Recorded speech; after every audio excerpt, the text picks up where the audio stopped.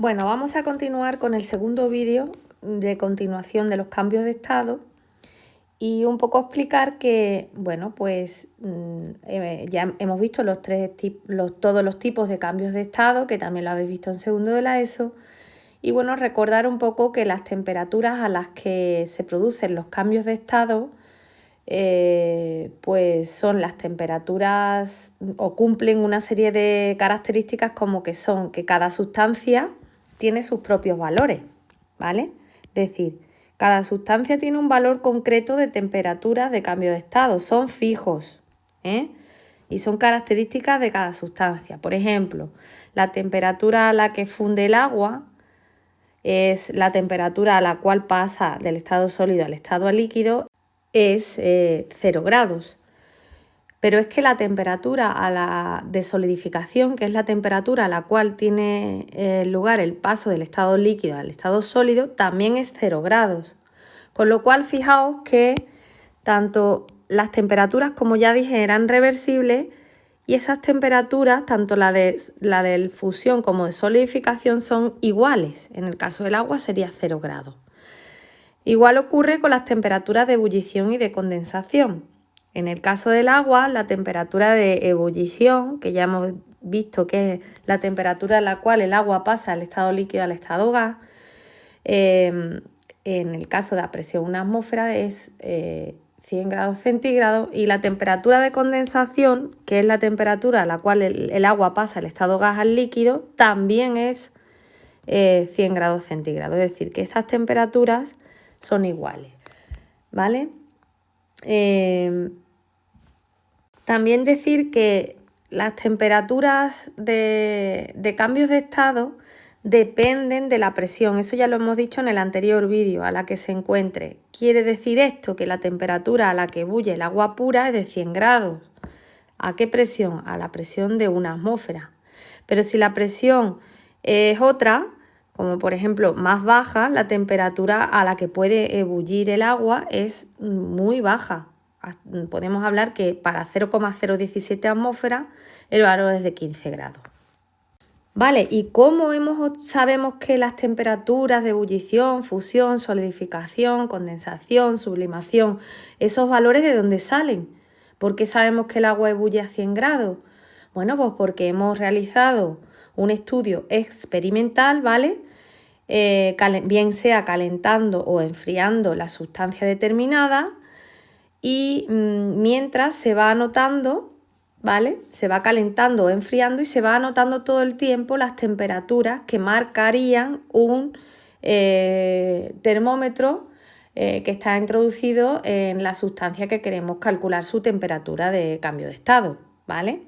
Entonces, ese estudio experimental o ese estudio en el laboratorio se realiza pues midiendo, como acabo de decir, temperatura en un determinado instante de tiempo y observando los distintos cambios de estado.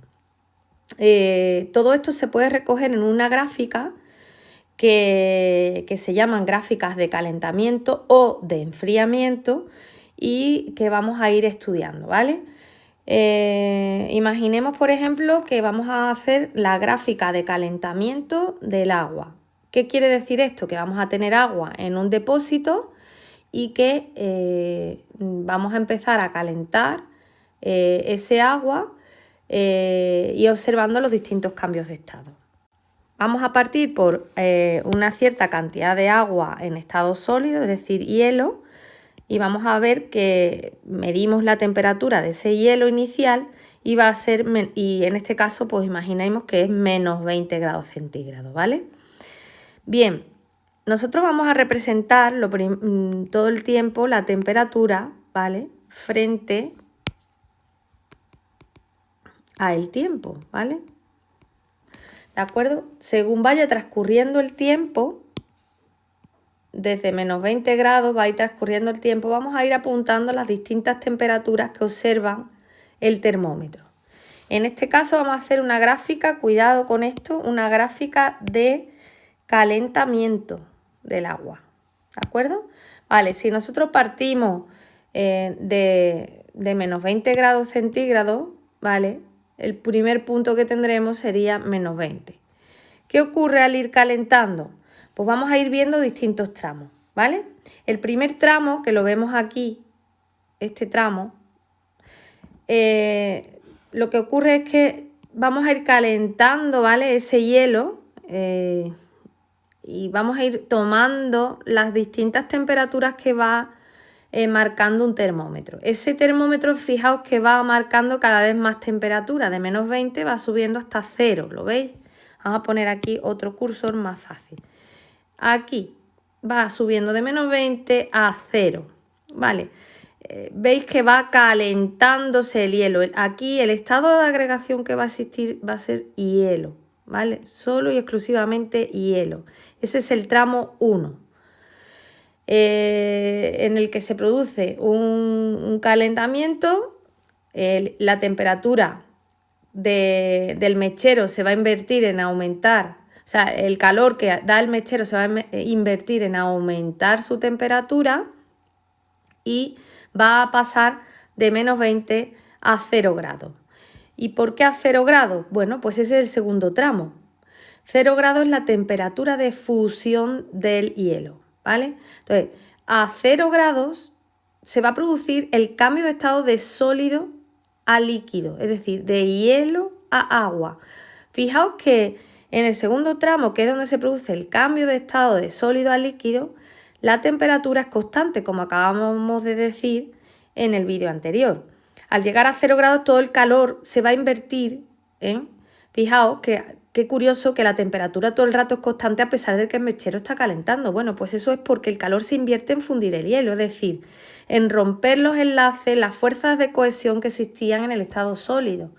Y esas fuerzas de cohesión se van a debilitar gracias al calor aportado por el mechero. Por eso la temperatura durante un cambio de estado se invierte en debilitar esas fuerzas de cohesión y por lo tanto se ve reflejado en el termómetro en que la temperatura durante el proceso de cambio de estado se mantiene constante. En el cambio de estado van a coexistir las dos estados de agregación. Al principio aquí habrá mucho hielo y poca agua y aquí cada vez habrá menos hielo y más agua, ¿vale? Durante el cambio de estado van a coexistir los dos estados de agregación. En el tercer tramo ocurrirá lo mismo. Claro, aquí nada más que hay agua y el calor del mechero se va a invertir en aumentar la temperatura del agua, ¿vale? ¿Hasta dónde? Este es el tercer tramo. El cuarto tramo, que sería la temperatura del agua, ya ha adquirido la temperatura de ebullición y por lo tanto todo el calor se vuelve a invertir en vaporizar el agua. En vaporizar el agua, justo, que mediante proceso de ebullición. Por lo que la temperatura es constante. Otra vez, de la misma forma, se invierte el calor del mechero en debilitar los enlaces del estado de agregación líquido para romperlo y que así pasen al estado de agregación vapor. Fijaos que durante el cambio de estado, además de que la temperatura es constante, van a coexistir ambos estados de agregación. En el quinto tramo, que ya no lo he pintado, pero podríamos continuar, pues el vapor va a ir aumentando su temperatura y el calor que comuniquemos se invertirá única y exclusivamente en aumentar su temperatura. Vale, lo único que quiero que sepáis de la teoría cinético-molecular, que en realidad ya la conocéis pero no le hemos puesto nombre, es que en este sentido tenemos que recordar que el estado de agregación de una sustancia que es pura, cuando vimos los estados de agregación, depende de dos cosas. Una, de las fuerzas de cohesión o de atracción entre las partículas que componen y que hacen que tiendan a estar juntas y cohesionadas. Y el otro es que al subir la temperatura era directamente proporcional a la cinética de las partículas, ¿vale? A la agitación de las partículas.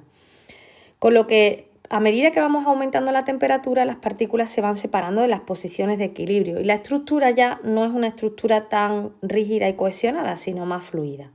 Por lo tanto, a una temperatura dada, la sustancia se presentará como sólido, líquido o gas, ¿vale? Dependiendo de cuál de estas dos, de estos dos efectos predomine. Si predominan las fuerzas de atracción, pues tenderán a estados de agregación mediante los cambios de estado regresivos. Y si predomina la agitación de las partículas, pues tenderemos a cambios de estado progresivos, ¿vale? Vamos a ver pues un poco qué ocurriría al calentar un sólido. Pues como ya sabemos, las partículas van ganando energía y vibran con mayor intensidad. Acordaos que un sólido el movimiento era mínimo porque solamente podrían vibrar en torno a un estado de equilibrio, ¿verdad? Bien, si vamos aumentando progresivamente a la medida que vamos calentando la distancia de las partículas, el sólido se va a dilatar. Bueno, llega un momento en que las partículas van a perder esas posiciones de equilibrio de las cuales yo ya he hablado y vamos a encontrar que el sólido se funde. Las partículas pasan a moverse con mayor libertad, pasan del estado sólido al estado líquido. Si vamos a seguir calentando, las partículas se van a mover más rápidamente, aunque no perdiendo el contacto entre ellas, como ocurre en el estado gas. Entonces, finalmente, ¿qué ocurre? Pues que vencen todas las fuerzas de atracción que las mantienen en contacto y el líquido pasa a un estado en el que están libres de las fuerzas de cohesión y se llama estado gaseoso, ¿vale? Cuando ya esa fuerza de atracción, las partículas están libres, las partículas se mueven de forma caótica, chocando entre sí con las paredes del recipiente, y si continuamos calentando, todavía se moverán con mayor velocidad. Por lo tanto, eso hará que aumente la temperatura como la presión en el interior del recipiente. Acordaros que la presión era directamente proporcional al choque de las partículas, ¿vale? Con lo cual, prácticamente hemos explicado el razonamiento según la teoría cinético-molecular, que ya insisto, la conocíais pero no sabíais que se llamaba así, pero bueno, pues es la única parte que quiero que aprendáis o que sepáis para este global, ¿vale?